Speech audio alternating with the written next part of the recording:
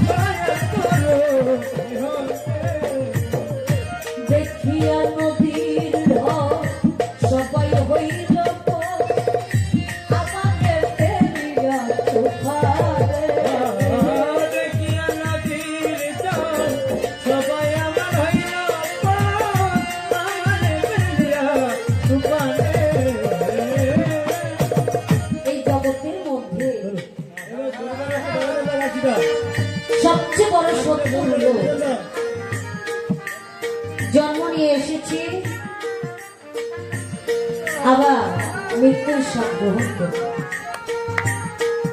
তাই বাবা ভবমায়ার নাট্য মঞ্চে কখনো কারো মেয়ে, কখনো কারো স্ত্রী, কখনো কারো বোন ইত্যাদি ইত্যাদি রোলের মাধ্যমে আমরা অভিনয় করে যাচ্ছি।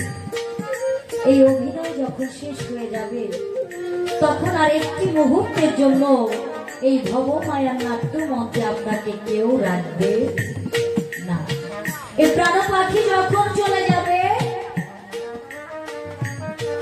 তখন দামি দামি সেই বিলাসবহুল খাটের উপরে, বাড়ির উপরে আপনাকে রাখবে না একটি মুহূর্তের জন্য। তখন মানুষ চারদিকে আয়োজনের মধ্যে থাকবে যে কিভাবে আপনাকে সমাধির জন্য নিয়ে যাওয়া যায়। তাই দুনিয়ার মধ্যে কেউ কারো না, আমি তো আমার না, আমি তো আমাকে সঁপে দিয়েছি সে আমার দীনবন্ধু চরণের মধ্যে। বাবারে আমি তো আমার হতে পারলাম না, অন্য আরেকজন যে আমার হবে সেটা তো পরের কথা। তাই যখন নিদান কাল আসবে তখন আর সাথে কেউ থাকবে না। তাই তো কবি বলেছে